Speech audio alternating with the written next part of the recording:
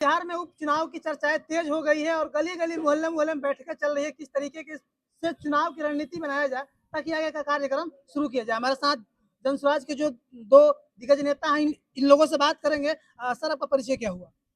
मेरा नाम प्रणब कुमार पांडे जी। हुआ। हम पटना महानगर में महामंत्री के पद पे थे, अब एक कार्यकर्ता है। सर, आप लोग गली गली मोहल्ले मोहल्ले में बैठकें कर रहे हैं, इसका उद्देश्य क्या है?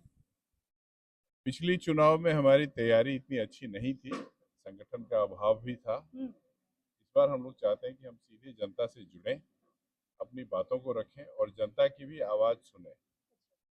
के सवालों का जवाब अगर हम समुचित तरीके से दे पाएंगे तभी वो मन से जुड़ेंगे और जन जनता अगर चाहेगी तभी चीज़ें संभव हो सकती हैं। संगठन के निर्माण का एक काम है, इसी क्रम में हम लोग लगे हुए हैं। कुछ लोग कह रहे हैं कि जो बीजेपी यहाँ 30 साल में नहीं कर पाई, क्या वो जनसुराज एक सीट लेके आएगी तो वो चीजें कर पाएगी?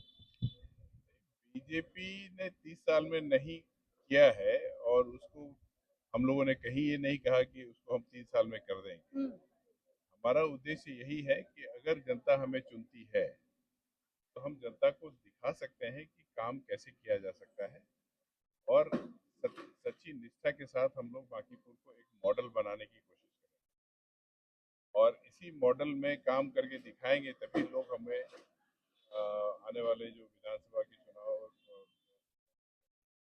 हैं उसमें हमें समर्थन देंगे। क्या लगता है कि लोगों को समर्थन मिल रहा? बिल्कुल मिल रहा है, आपने खुद देखा, लोगों में आक्रोश है, लोग बदलाव चाहते हैं और इतने साल की बंधुआ मजदूरी करते करते ये सब थक चुके हैं। बदलाव बहुत जरूरी है और ये आपको सुनिश्चित दिखेगा। क्या लगता है कि आप लोग जो चीज विजन लेके आते हैं उसी विजन पर फिर बीजेपी अपना कार्य शुरू कर देती है तो आप लोग को तकलीफ नहीं होता है? हमारा ध्येय बिहार की भलाई, बिहार की जनता की सेवा। अगर कोई हमारी बातों को पहले ही लेकर के लागू करती है तो इससे हमें कोई गुरेज नहीं है, मगर सोच और समझदारी और काम को करने की जो क्षमता होती है उसमें वो लोग बहुत सीमित हैं। वो भले ही हमारे पेंशन के मुद्दे को हाईजैक कर लिए या महिलाओं को 10-10 हज़ार रुपया दे दिया, काम करने की बुद्धि उनके पास नहीं थी। तो हमें उससे कोई गुरेज नहीं है और हमारी हर एक चीज के लिए हमारी कार्य योजना तैयार है।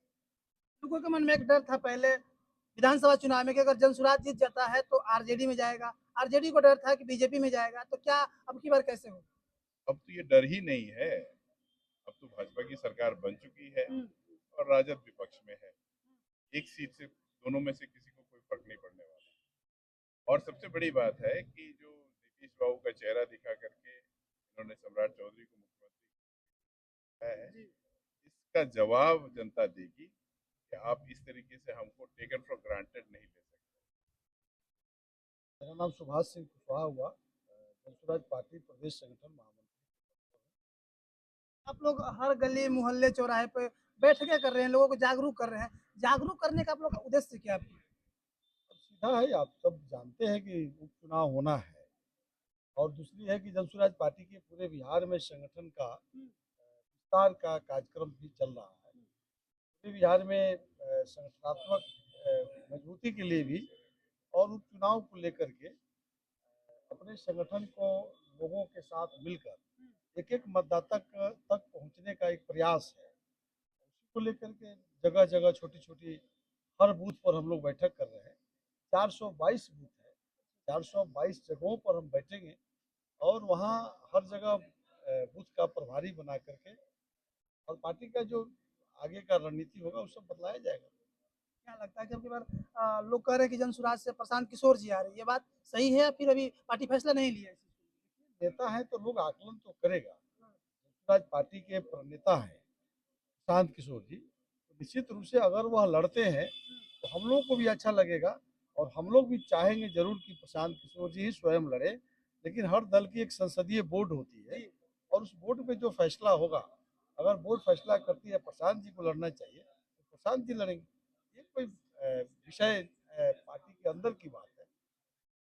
तो चुनाव हम लोग बहुत मजबूती से लड़ने के लिए हम लोग पूरी तरह से तैयार हैं, क्योंकि बांकीपुर के विधानसभा में जो विकास होना चाहिए था वह विकास देखने को नहीं मिला है।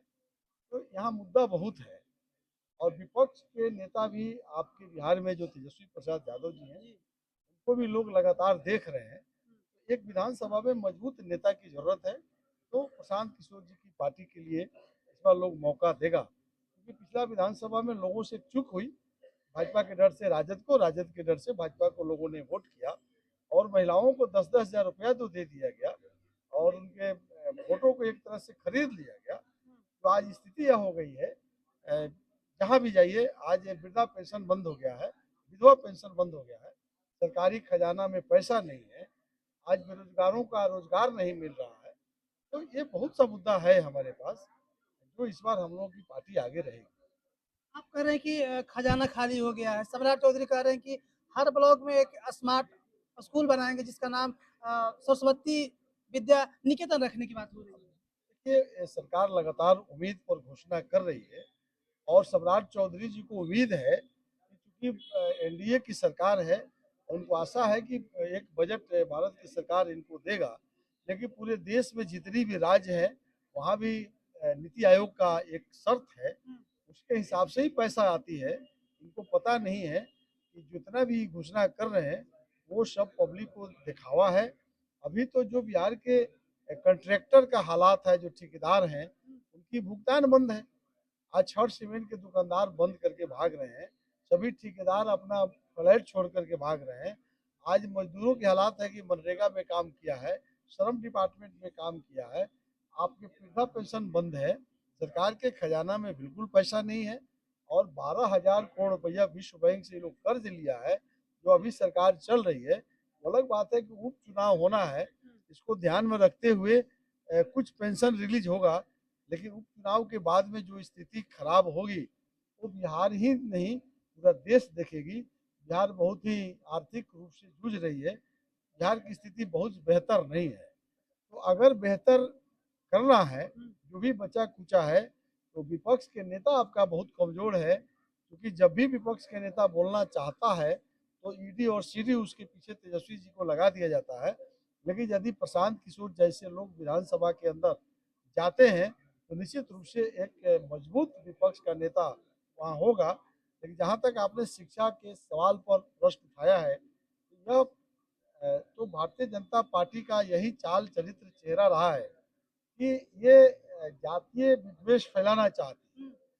भारतीय जनसंघ के बारे में आप जानते होंगे, आरएसएस के द्वारा एक विद्यालय चलाया जाता है, सरस्वती विद्या मंदिर नाम से एक विद्यालय उसका हर प्रखंड में चलाया जाता है। उसी आरएसएस के विद्यालय को देखते हुए सम्राट चौधरी जी, चूंकि ये समाजवादियों के बीच से आए हैं, महागठबंधन से निकल के आए, तो भारतीय जनता पार्टी को खुश करने के लेकर के इन्होंने सरस्वती विद्या निकेतन की बात किया है कि हर ब्लॉक में सरस्वती विद्या निकेतन नाम से एक विद्यालय खोलेंगे, जो विद्यालय मॉडल विद्यालय होगा। तो प्राथमिक मध्य विद्यालय को 73,000 विद्यालय है बिहार में, 534 प्रखंड है, तो 534 मॉडल विद्यालय बनाएंगे और सरस्वती विद्या निकेतन नाम रखेंगे और आरएसएस का विद्यालय के नाम है सरस्वती विद्या मंदिर। तो मंदिर और निकेतन का फर्क है, तो इसलिए ही बनाया गया है कि कोई इसको जब खिलाफ करेगा तो हिंदू वर्ग गोलबंद होगा। ये इशारंतर है, इनको विकास नहीं करना है, ये जातीय विद्वेष फैलाना है, हिंदू मुसलमान करना है। इसी बात को लेकर के ये मॉडल विद्यालय का ये रूप ले रहे हैं। एक सवाल और है मेरा कि अभी उत्तर प्रदेश में योगी जी की सरकार है, वहाँ राम मंदिर में चोरी हो गया है। आप इस चीज को कैसे देखते हैं? जनसमाज कैसे देखेगी इस चीज को? अब देखिए, वहाँ भारतीय जनता पार्टी के बारे में अब जितना भी बात करिएगा, इनको यही सब दिखाई देगा कि कहाँ राम मंदिर में चोरी हो गया, और बाकी चीज़ों पर विकास से दिमाग को भटकाने के लिए भारतीय जनता पार्टी बहुत सा ऐसा काम करती रहती है। अभी आपका देखे होंगे कॉकरोच पार्टी आ गई, ये सब इन लोगों का साजिश है। देश के जो लड़ाई लगा हुआ है, जो महंगाई है, तेल पेट्रोल का दाम, गैस आज नहीं मिल रहा है, ये सब बात भुलवाने के लिए ये सब लोग कभी कॉकरोच पार्टी ला देंगे, कभी जो है कहेगा कि मंदिर में चोरी हो गया। कभी सरस्वती शिशु विद्या मंदिर को नाम देगा। क्या इस चीज को मानते हैं कि जो राम मंदिर में चोरी हुआ है अयोध्या में वो बीजेपी की एक साजिश है? देखिए, राम मंदिर में चोरी हुआ तो प्रशासनिक मामला है, कोई गलत ही आरोप लगाता है, ये तो कानून बताएगी, कानून उसका जांच करके उसका रिपोर्ट देगी, सामने आएगा ये क्या है। नहीं, जिस तरीके से आपने बोला कि मुद्दे से सबको भटकाने के लिए ये सब काम किया जाता है, तो क्या ये रिपोर्ट आने दीजिए, निश्चित रूप से वही साबित होगा जो हम कह रहे हैं। लेकिन ऐसे अन्यास कैसे बोल दीजिए, तो कोई झूठा भी केस करता है ना जी, तो कह ही रहे हैं। पूरी भारत लेकिन में जितनी भी ये कर रहे हैं तो निश्चित रूप से सामने फिर रिजल्ट आएगा, जांच रिपोर्ट आने दीजिए, कल ही खुल जाएगा। जैसे ही बीजेपी की सरकार बनी बंगाल में और ममता बनर्जी के जो एमएलए हैं वहाँ के विधायक लोग हैं वो अब बीजेपी में आना शुरू कर दिए, क्या रीजन हो सकता है कि जैसे सरकार बनते ही वहाँ से पलायन शुरू हो गया? एक ही रीजन है, आप एमएलए और एमपी का टिकट दीजिएगा बालू माफिया को, शराब माफिया को, भ्रष्टाचारी को, तो अमित शाह जी की सरकार है, इनकम टैक्स कमिश्नर उसके हाथ में है, जितने भी सांसद विधायक अवैध प्रॉपर्टी कमाने वाले लोग हैं वही लोग भाग रहे हैं, क्योंकि वो इनकम टैक्स कमिश्नर को लगा देता है और वहां नोटिस जाता है सांसद जी को, विधायक जी को, और वो तो बालू माफिया है, शराब माफिया है, 2 नंबर का धन कमाए हुए हैं। अब इनकम टैक्स कमिश्नर कहता है कि आपका यह प्रॉपर्टी कहाँ से आया, आप जो है जाकर के जो है भारतीय जनता पार्टी के नेता से मिलिए, और नहीं तो आपका उजागर कर दिया जाएगा। तो प्रॉपर्टी 2 नंबर का उजागर नहीं हो, इसी के लिए डर से वो सब भाजपा में शामिल हो जाता है। ये समाजवादियों को अब सोचना पड़ेगा भविष्य में, टिकट बालू माफिया और शराब माफिया को जो देगा वो सब को ईडी सीडी लगा करके बीजेपी ले जाएगा। कोई मन से भाजपा में नहीं जा रहा है, वो अपने भ्रष्टाचार को छुपाने के लिए आम जनता के बीच में जो चेहरा बनाया है कि हम सांसद हैं, बहुत ईमानदार हैं, वो ईमानदारी की सर्टिफिकेट देने के लिए चल चलो भाजपा में।